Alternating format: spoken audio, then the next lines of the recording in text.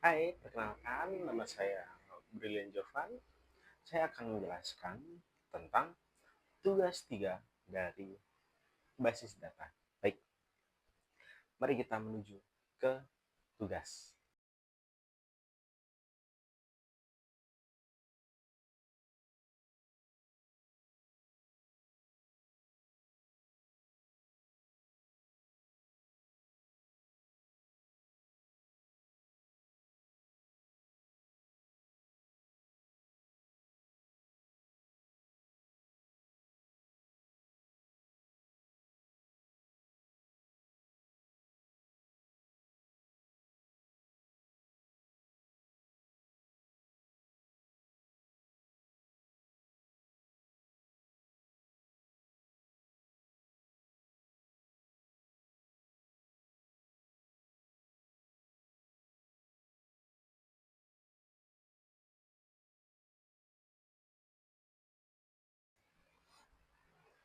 Baik, untuk yang pertama yaitu kita bedah dahulu untuk yang program commit.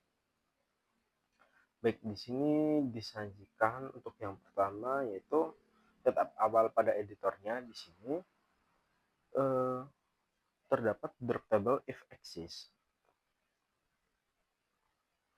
Nah, drop table ini berfungsi agar script bisa dieksekusi berulang tanpa error karena tabelnya sudah ada. Kemudian terdapat selanjutnya itu create table, di mana ini membuat tabel akun dengan kolom ID akun, kemudian nama akun, dan saldo. Setelah itu terdapat di sini yaitu insert into, di mana berfungsi sebagai mengisi data awal. Saat ini saldo Budi adalah 500.000 dengan ID akun 102. Setelah itu untuk yang kedua yaitu ID akun 102 Siti dengan saldo awal 200.000.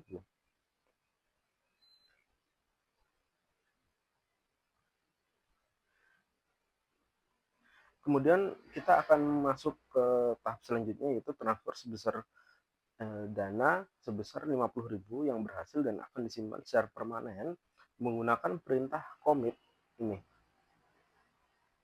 Baik, mari kita bedah kode transaksinya, di mana memulai dari perintah select pertama.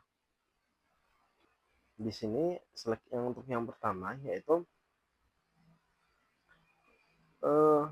saldo awal sebelum transaksi as keterangan ini.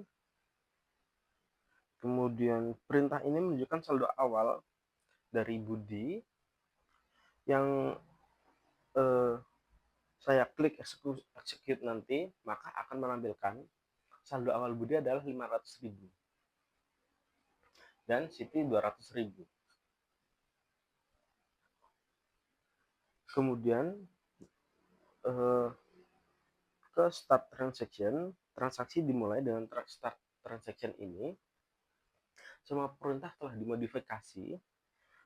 Setelah ini bersifat pending atau tertunda. Perubahan masih belum final. Kemudian untuk baris selanjutnya itu untuk mengurangi saldo dari pengirim Budi. Transaksi langkah inti adalah perubahan dari dua update ini. Untuk yang pertama yaitu saya mengurangi saldo Budi sebesar 50.000 terlebih dahulu. Kemudian selanjutnya untuk yang kedua, saya mendapatkan saldo Siti sebesar 50.000. Jadi kedua langkah ini harus bekerja secara bersamaan. Kemudian untuk baris selanjutnya yaitu commit. Ini commit pada baris 24. Karena kedua update telah berhasil, berarti eksekusi commit adalah berhasil. Di mana perintah ini memberikan sinyal ke database semua langkah dalam blok transaksi ini berhasil dan harus disimpan secara permanen. Sorry, ini harus dihapus. Oke. Kemudian ini select ini. Saldo akhir di sini saldo akhir setelah commit, dimana yang akan disimpan secara permanen. Mari kita execute untuk mendapatkan hasil yang diinginkan dari perintah di atas. Maka akan muncul untuk outputnya, yaitu di sini tabel keterangan ID akun, nama akun, dan saldo. Untuk saldo awal, yaitu milik Budi dengan ID akun 101. Ini adalah saldo awal sebelum transaksi 500.000, kemudian saldo awal sebelum transaksi dari Siti dengan ID akun 102 adalah 200.000. Kemudian muncul di sini saldo akhir setelah komit bekerja, yaitu dengan ID akun 101 Budi, saldo akhirnya adalah 450.000. Kemudian untuk selanjutnya yaitu milik Siti dengan ID akun 102, saldo akhirnya menjadi 250.000. Setelah itu kita lanjut untuk ke program rollback. Di sini saya telah siapkan.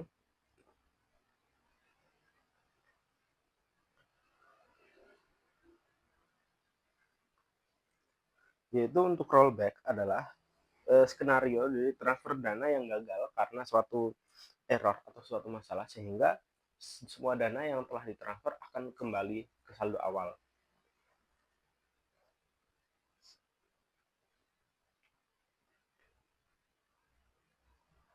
Baik, untuk yang pertama kita asumsikan setelah Budi dikurangi dan Siti ditambahkan, tiba-tiba koneksi terputus atau terjadi kesalahan. Untuk mencegah data korup, maka akan dijalankan perintah rollback. Perintah ini memerintah database untuk melupakan semua yang telah terjadi pada awal start transaction seperti itu. Jadi semua dana yang telah ditransfer akan kembali karena ada suatu masalah atau problem. Lanjut, dengan perintah dan kode yang sama, namun di sini terdapat yang berbeda, yaitu rollback. Nah, pada perintah ini saldo akhir harus seperti saldo awal karena sebuah kegagalan itu tadi. Maka kita buktikan dengan execute.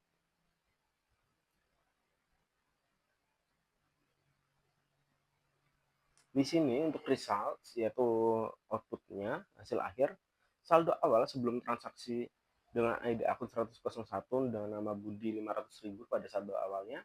Setelah itu saldo awal milik sebelum transaksi milik Siti dengan ID akun 102 adalah 200.000. Karena dengan perintah rollback terjadi, maka result atau outputnya akan menjadi seperti ini. Saldo akhir setelah rollback yaitu dengan ID akun 101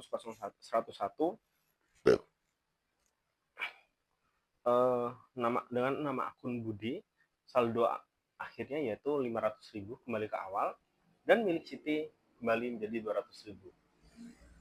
Baik, sekian dari penjelasan yang telah saya lakukan. Saya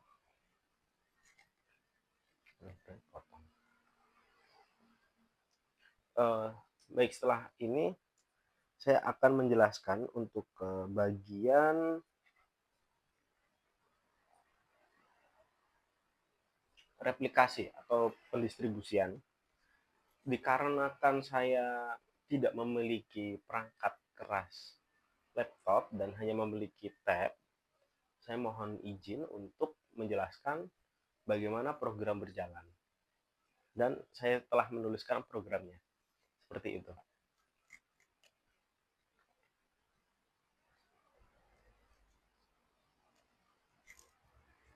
Baik.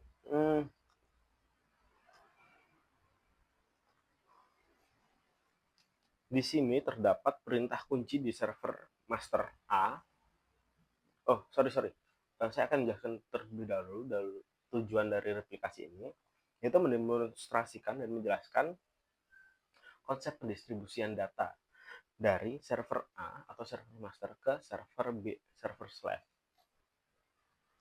Untuk yang pertama terdapat yaitu perintah kunci di server master atau server A ini, di mana terdapat enlist create user sampai ke to replica user, ke grand replication slave count.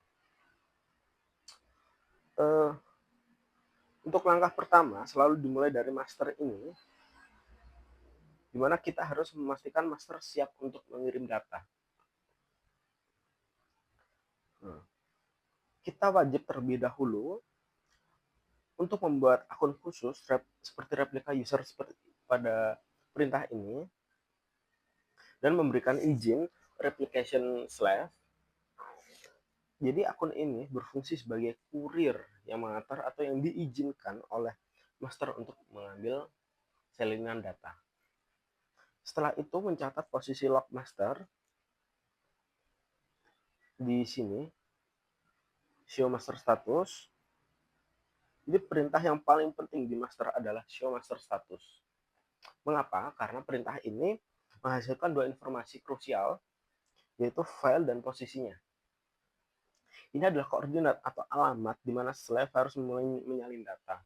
Jadi jika digambarkan atau diibaratkan, ini adalah titik awal dari data yang akan didistribusikan, seperti itu. Kemudian lanjut ke bagian perintah kunci di server slave-nya atau server B.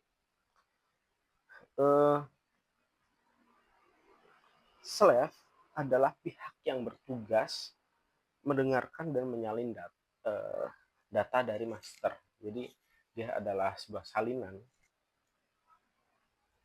Kemudian di sini terdapat chain master to. Jadi di slave menggunakan change master to, perintah ini seperti memasukkan detail koneksi lengkap untuk ke master. Terdapat master host, di mana ini adalah alamat IP server dari master.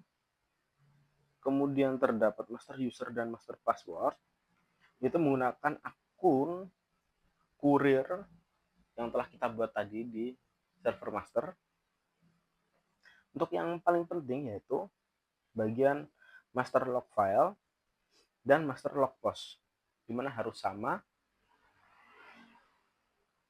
persis dengan koordinat yang telah tercatat dari show master status di bagian master, server master. Kemudian memulai dan verifikasi replikasi. Setelah semua detail koneksi benar, maka dijalankanlah start slave ini tadi untuk memulai proses penyalinan data. Start slave ini.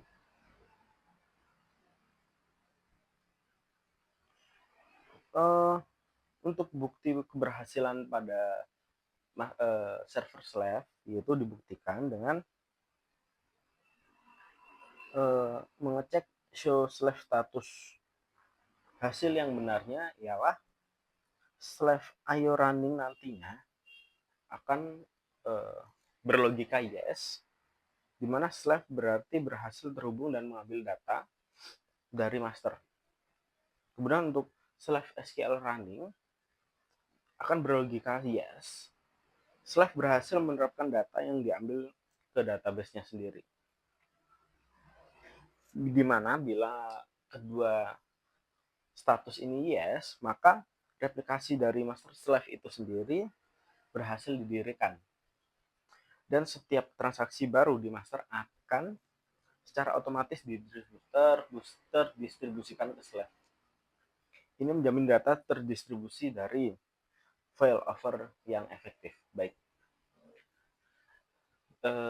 Semoga dari penjelasan yang telah saya jelaskan tadi cukup mudah untuk dipahami dan dapat dipelajari oleh teman-teman semuanya.